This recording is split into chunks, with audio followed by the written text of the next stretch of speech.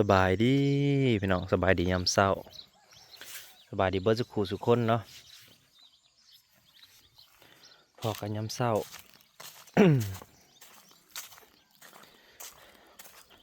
ลงสวนข้าวโพดก่อนวันนี้มาเจ้าคล้ายข้าวโพดเด้อป้าลุงเด้อข้าวโพดเฮาอันแก่แล้วได้ที่จะอุดหนุนซอยกับอุดหนุนซอยหน่อยเด้อฝากอุดหนุนหน่อยพี่น้องเอ้ย มันพร้อมเก็บเบิดแล้วได้มาข้าวโพดเฮาเนาะตัวอ่อนก็ยังบ่หลายดอก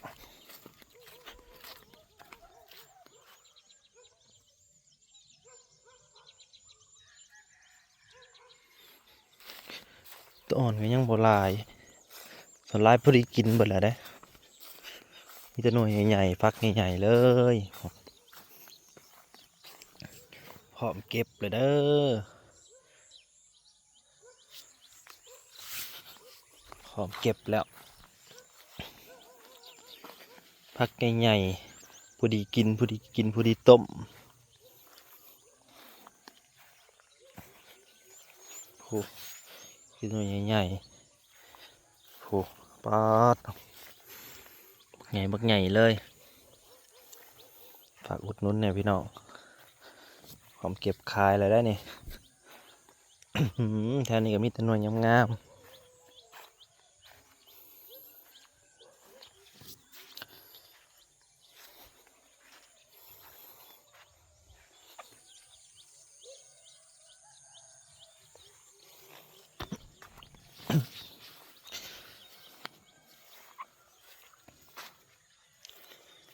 หน่วยงามๆใหญ่ๆเลยวันนี้นะพอดีกินแล้วเนี่ยแก่เกินไปมันกับบ่แซ่บวันนี้พอดีหวานเลยมากพอดีหวานเจี๊ยบพอดีแซ่บ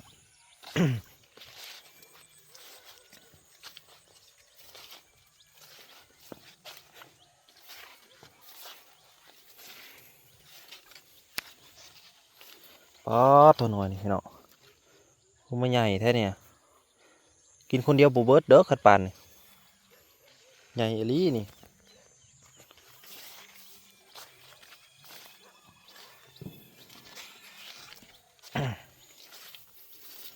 หืมสะออนเนี่ยพี่น้องเอ้ยฝากอุดหนุนหน่อยเด้อเบิ่งดูกับโพดเฮาเป็นตาสะออนอะไรเนี่ยเป็นหน่วยใหญ่ๆผู้ดีกินเลยพักใหญ่ๆเลยนี่อืมผักกะหรี่พร้อมเก็บพร้อมเก็บพร้อมเก็บเลยเด้อพี่น้องเอ้ย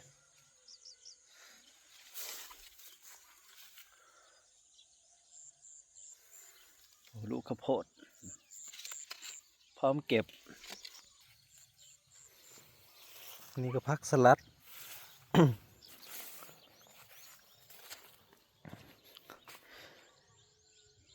ยันคนมาหลักมันพอเก็บแล้วก็สิเก็บไปเลยป้าเถอะตึงแห้งอะไรดูป้าโถพอดีหวานแล้วนะพอดีต้มหวานต้มหวานกับแซ่บ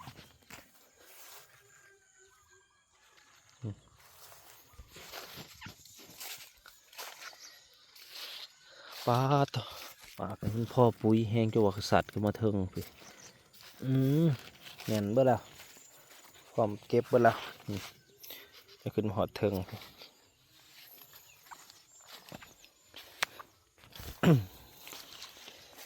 ที่ว่าต้มกับบ่อ่อนบ่แก่พอดีเห็นเลยพอดีหยำแตกปอกพอดีออกหวานพอดีแซ่บ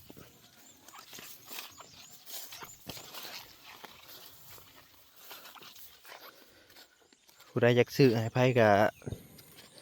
ได้ตามใจเบิดเฮาจัดการให้บ่ยากขอแต่ว่าบอกมาสั่งมาพร้อมเก็บให้แล้วเก็บแก่ร้ายมันกับบ่แซ่บเด้สำนี้พอดีเก็บแล้วได้นี่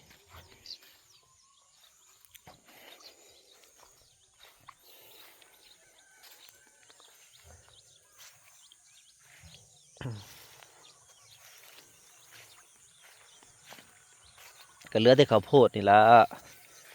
รอบสุดท้ายแล้ว หมูก็เบิดแล้วเหลือกับผลรอบสุดท้ายพร้อมเก็บแล้วเด้อผู้ใดที่อุดหนุนก็อุดหนุนมาได้คนแรกที่อุดหนุนกับคุณป้าซื้อให้แม่ตาแต่หลายมื้อแหละส่วนอันยังบ่ทันแก่ปานใดยังบ่ทันพอเก็บแต่ว่าช่วงนี้พร้อมแล้วเก็บได้เลย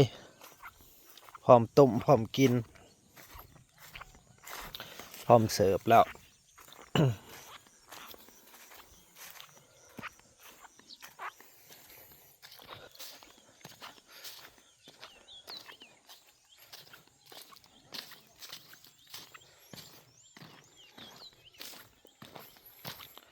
พร้อมเสิร์ฟ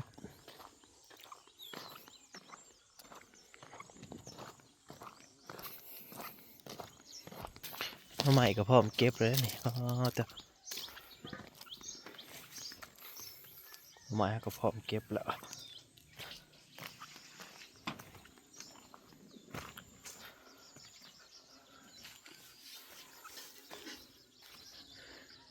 เฮงยังก็พร้อมเก็บแล้ว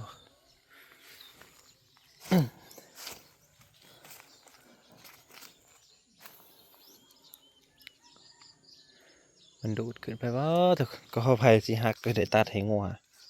เห็นลูกหนักหนามแฮง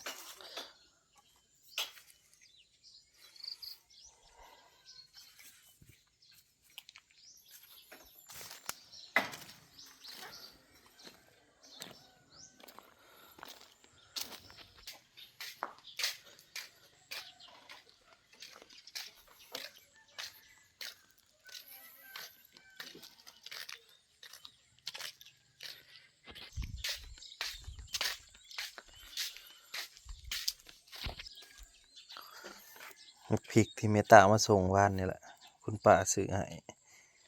พอดีเป็น20 โลครบแล้วนี่เห็นไหมตากไว้กินเท่ากับบริซื้อมาพริกปะนี่แต่เขาไม่ซื้อพริกแห้งมันแพงเลยแต่ก็ขอบคุณคุณป้าหลายๆเนาะที่ซื้อให้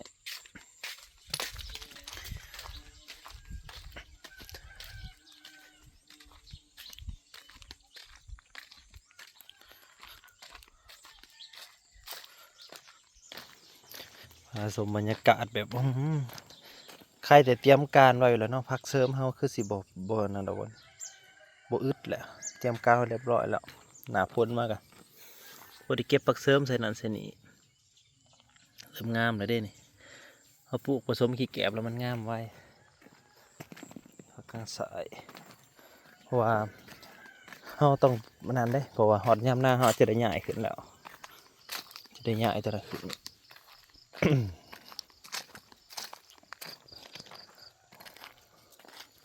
อักซิดาโอ้เป็นดอกอีลักซิดานะแต่มากระทันนี่ที่บ่เป็นจักเถื่อบ่เป็นจักเถื่อมากระทันต้นมะฮงปลูกก็มี2 ต้นต้นอาจจะเขาหดให้หรือบ่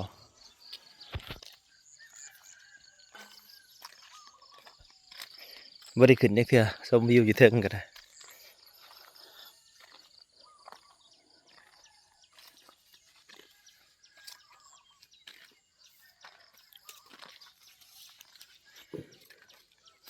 ทีมงานสมุนเขาก็มาอย่างเด้โอ้กระถินหลายหลีเนาะกระถินพอดีกินในแกงหน่อไม้อีหยังก็ได้นี่กระถินงามมาดิแกงหน่อไม้อีกยังก็แซ่บกระถินเริ่มแก่เลยตัวนี้แก่แล้วเนาะโอ้พอดีใส่ตำบักหุ่งเลยนี่เก็บไปเลยก็ปอกใส่ตำบักหุ่งแซ่บเริ่มมีอันของกินเริ่มยังแล้วต้นกระถินก็มีเลยมีแนวใส่แล้วเนี่ยแต่เก่ามีแต่ห้าคอเขาต้นมะกระถินก็ได้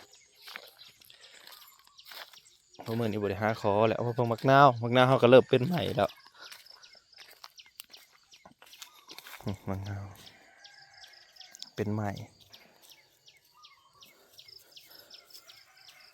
ต้นกระโดนก็เป็นตามฤดูกาลเป็นหมากเป็นอย่างไรนะต้นกระโดนตามฤดูกาล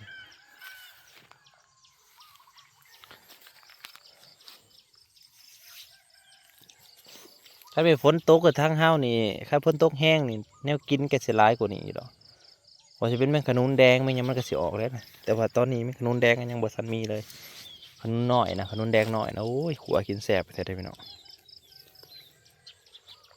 ต้นมะพร้าวกำลังเติบโตกำลังเติบโตกำลังงาม